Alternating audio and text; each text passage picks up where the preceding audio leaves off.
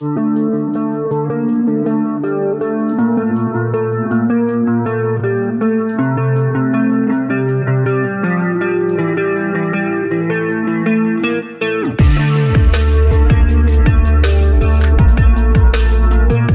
l'heure où ceux que l'on appelle migrants font débat en France, certains se mobilisent pour sauver leur vie en mer. D'autres, comme Olivier Milan, se mobilisent pour les aider dans le long parcours de demandeurs d'asile. Olivier Milan est éducateur spécialisé diplômé d'État. Il travaille dans un centre d'accueil pour demandeurs d'asile et a accepté de témoigner. Bonjour Olivier Milan. Bonjour et merci de me recevoir, je suis ravi de répondre à vos questions. C'est à l'âge de 16 ans que vous avez décidé de vous orienter vers les métiers du social. Pourquoi avoir choisi d'être éducateur spécialisé ? J'ai choisi de faire ce métier après un parcours d'enfant classique. Ça a été un questionnement arrivé vers l'âge de 16 ans, de se demander quel métier j'ai envie de faire, qu'est-ce qui me plaît dans la vie. Et puis finalement, assez naturellement, après malgré tout l'aide d'adultes compétents, les adultes du CIO de la ville où j'habitais, après des rencontres, des échanges, je me suis rendu compte que les métiers du social, c'était des métiers qui m'intéressaient, plus particulièrement celui d'éducateur spécialisé, parce que c'est un métier qui permet d'intervenir auprès d'une grande pluralité de publics, des enfants, des adultes, des personnes vieillissantes, des personnes sortant de prison, enfin voilà, toute une diversité de personnes. Vous pouvez intervenir auprès de toutes les tranches d'âge. Pourquoi préférez-vous le public d'adultes ? C'est lié à ma personnalité, c'est lié à mon parcours. Pour rien te cacher, finalement, quand j'ai commencé ce métier, je pensais travailler avec des enfants. Et puis finalement, au gré de ma formation, au gré de mes expériences, je me suis rendu compte que j'étais quand même beaucoup plus à l'aise avec le public adulte. On fait des choix, on se pose des questions et au fur et à mesure, j'ai eu le goût d'aider plutôt le public adulte et j'ai laissé mes collègues faire ce travail d'accompagnement d'enfants. Vous avez travaillé avec des personnes en situation de handicap intellectuel avant d'aider les demandeurs d'asile. En quoi est-ce différent au niveau de votre accompagnement ? C'est différent tout simplement parce que c'est pas les mêmes problématiques. On appelle problématiques les questions qui se posent en termes de besoins d'accompagnement. Des personnes ayant des handicaps intellectuels vont avoir besoin d'être accompagnées sur des actes de la vie quotidienne, à savoir se laver, savoir s'habiller, parfois même savoir se nourrir, utiliser des fourchettes, des couteaux, des choses comme ça. Et puis en même temps être aussi en capacité de savoir utiliser son corps, de savoir interagir avec les autres personnes, avec son environnement. Donc ça va être ce type de travail-là. Avec des personnes en demande d'asile, on va utiliser d'autres moyens, d'autres outils d'accompagnement. Mais finalement, la question centrale, quel que soit le public, c'est la question de l'autonomie, la capacité de faire tout seul. Donc il y a des différences en matière d'action. Quel type d'action en tant qu'éducateur je vais mettre en place pour accompagner une personne vers l'autonomie, vers le gain d'autonomie ou vers le fait de limiter la perte d'autonomie. Donc ces outils peuvent être différents, mais l'objectif reste le même. Les demandeurs d'asile que vous suivez cherchent à avoir le statut de réfugié. Comment les aidez-vous ? Quel est votre rôle ? J'ai un accompagnement qu'on appelle global, c'est-à-dire que je vais intervenir sur tout un tas d'axes, sur des choses administratives, comme on dit, on les aide à faire les papiers, à remplir en tout cas un certain nombre de formulaires, car la demande d'asile est une procédure qui est dans un premier temps écrite, puis orale. Donc on va accompagner sur tout ce qui est administratif, on va faire de l'accompagnement vers l'accès à la santé, l'aide à la scolarisation des enfants, tout en ayant toujours en tête l'objectif de l'autonomie. Et du coup, l'autonomie, quand on vient d'un pays étranger et qu'on arrive dans un autre pays, c'est la question de l'intégration. Donc mon travail est aussi porté énormément sur la question de l'intégration.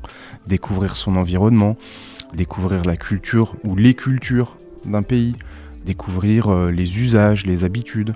Tout un tas de règles qui sont parfois écrites, d'autres fois pas écrites du tout, mais qui sont essentielles pour pouvoir vivre en paix dans un pays, être accepté, comprendre aussi son environnement pour permettre à tout le monde de vivre le mieux possible. Donc mon travail, il est très très large. Les démarches sont longues pour avoir le statut de réfugié. Combien de temps suivez-vous les mêmes personnes en général ? Alors ce temps d'accompagnement varie en fonction des situations. en fonction des moments, parce que finalement c'est pas mon métier, c'est pas mon service ni l'association à laquelle j'appartiens qui détermine la durée de l'accompagnement, c'est plutôt les autorités, les services de l'État qui traitent la demande d'asile qui vont déterminer la durée de l'accompagnement. C'est-à-dire que tant que la personne est en demande d'asile, moi je vais pouvoir continuer à l'accompagner. Mais finalement, la durée de traitement d'une demande d'asile par l'État, elle est aussi liée à tout un tas d'éléments extérieurs même à la France. Tout simplement les événements qui peuvent se dérouler dans différents pays du monde, qui du coup conduisent les personnes de ces pays à peut-être partir et du coup peuvent éventuellement générer ce qu'on a pu appeler par moments des crises migratoires, c'est-à-dire quand il y a beaucoup de personnes qui arrivent, ça fait beaucoup plus de dossiers entre guillemets à traiter, donc ça va influer sur la durée de traitement. Je peux quand même donner une moyenne pour répondre à la question, on est sur une durée d'accompagnement approximative de, je dirais, 12 mois. Vous côtoyez de personnes qui ont une histoire difficile. Pouvez-vous nous raconter celle qui vous a le plus marqué ? C'est une question à laquelle je peux avoir un petit peu de mal à donner une réponse. Je dirais que toutes les situations que j'ai pu rencontrer, toutes les personnes surtout que j'ai pu rencontrer avaient toute une histoire difficile. Il faut bien comprendre que quand on quitte son pays, quand on quitte sa terre, quand on quitte ses racines, quand on quitte sa famille, ses amis, son travail, tout son environnement, ça se fait nécessairement avec un certain degré de souffrance ou de violence. Et donc en ça, recueillir l'expérience, le parcours, la narration de chacun, c'est quelque chose de difficile. Néanmoins, toutes les histoires qui peuvent me faire penser à des choses qui, selon moi, sont difficiles, parce que on est tous faits d'expériences, tous autant qu'on est, hein, adultes, enfants, il y a des choses qu'on vit qui sont belles, d'autres qui sont plus difficiles, et donc quand on entend des choses extérieures, ça peut faire penser à son propre vécu. C'est comme quand on regarde un film, il y a certains films qui vont nous émouvoir plus que d'autres.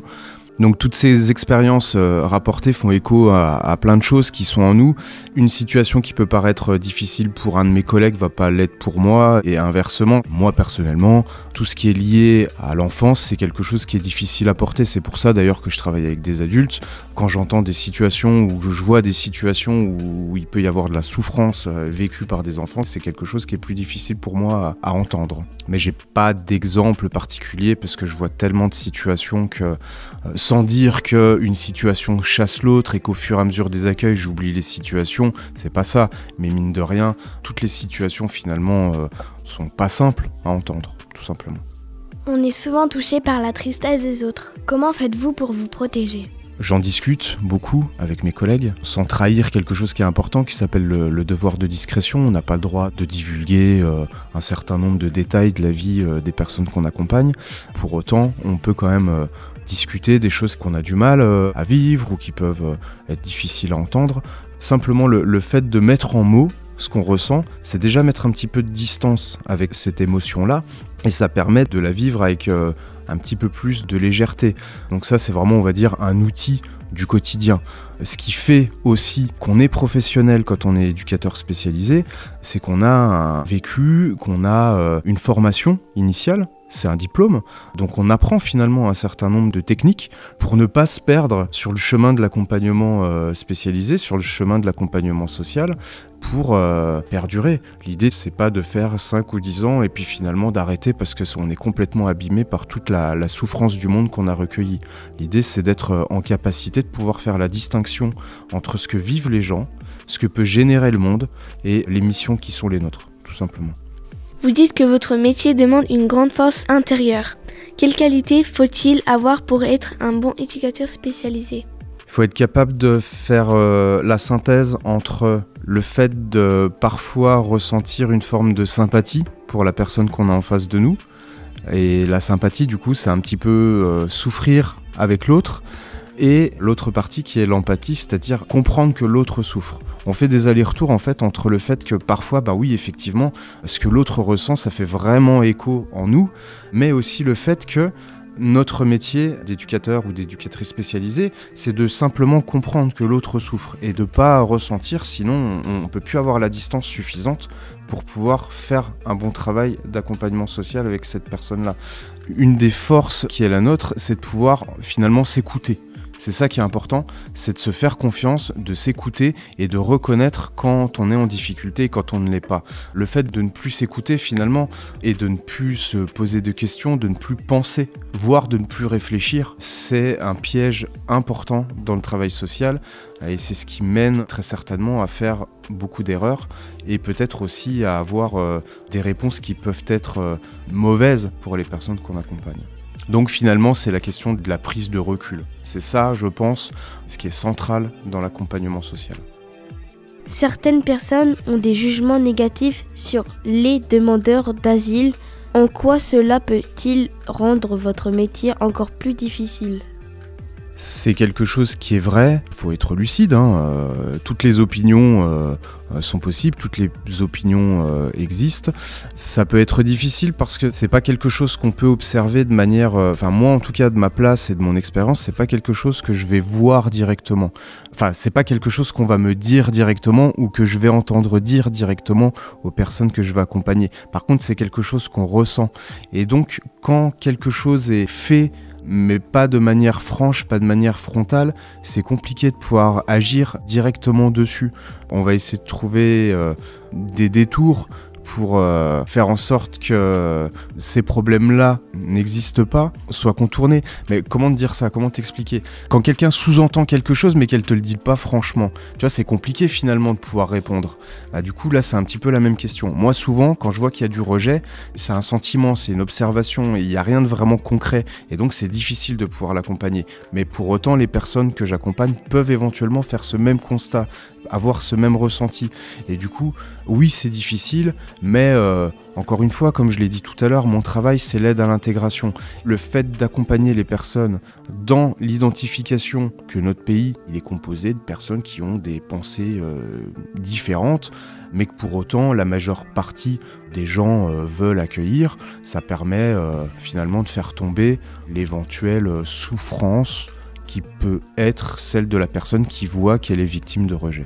Et encore une fois, c'est la discussion qui est centrale. C'est de pouvoir mettre en mots, de pouvoir discuter et de pouvoir échanger. Aujourd'hui, on parle beaucoup d'épuisement professionnel. Vous est-il déjà arrivé de ne plus avoir la force, de ne plus avoir l'espoir ou de ne plus avoir l'envie de travailler auprès des demandeurs d'asile ? Ça fait 8 ans que je travaille avec des personnes en demande d'asile. J'ai déjà traversé des périodes difficiles, des périodes de doute, mais c'est quelque chose qui finalement est moteur, ça permet d'avancer. Comme je l'ai dit précédemment, le fait de se poser des questions, c'est important. Quand on avance par certitude, on finit peut-être par risquer de faire des erreurs. Se poser des questions, pas trop non plus, sinon on finit par plus avancer, on fait plus que se poser des questions et on n'agit plus. Mais le fait de continuer à se poser des questions, ça permet d'éviter de se retrouver dans des situations compliquées. Oui, j'ai déjà vécu des moments où ça a pu être difficile, néanmoins j'ai réussi par ce biais-là à les dépasser et ça continuera. Il y aura toujours des moments compliqués, c'est certain. Mais néanmoins je suis passionné par ce que je fais, je suis déjà passionné en premier chef par la question de l'éducation spécialisée, de l'accompagnement des populations. Et là, en deuxième chef, la question de l'accompagnement des personnes en demande d'asile, c'est vraiment quelque chose qui me passionne. Donc pour l'instant, je ne ressens pas une souffrance particulière ou une envie d'arrêter ce travail-là. Vous avez choisi cette profession en partie parce que les inégalités et les souffrances des êtres vivants vous ont toujours interrogé. Votre métier vous a-t-il permis d'avoir des réponses à vos questions ? Et si oui, lesquelles ? J'ai des réponses, mais finalement que j'avais peut-être déjà, et c'est pour ça que la souffrance des êtres vivants de manière large me posait toujours question, c'est qu'on est tous très très complexes. J'aurais jamais de réponse concrète à ce qui fait que le monde est monde, à ce qui fait que l'humain est un humain. Continuer à être le plus en lien avec mes semblables, c'est quelque chose qui me plaît, c'est quelque chose qui me semble important, mais non, j'ai toujours pas la réponse. Pour vous, la solidarité est un bien commun moral qui devrait être beaucoup plus mis en avant. À votre avis, comment pourrait-on faire ? Se rencontrer, discuter, échanger, être curieux, ne pas se faire de mauvaises idées sur l'autre, essayer de ne pas s'arrêter à ses a priori. Je pense que c'est un bon moyen d'y arriver, tous autant qu'on est, qu'on soit élève de 6e ou bien adulte. Quand on rencontre quelqu'un, on se fait tout de suite une idée. C'est une réalité, et le nier, c'est déjà une première partie du problème. Mais le reconnaître et le savoir, ça permet d'essayer de penser un petit peu contre soi, de sortir un petit peu de ses habitudes de pensée, et donc de s'autoriser à découvrir l'autre malgré la différence qui peut parfois apparaître entre toi et l'autre. Je pense que ça, c'est une bonne manière d'essayer de faire en sorte que la question que tu poses puisse se réaliser. Merci à Olivier Milan, éducateur spécialisé dans un centre d'accueil pour demandeurs d'asile, d'avoir répondu à nos questions. N'hésitez pas à aller sur le site radioaléo.fr pour réécouter cette émission.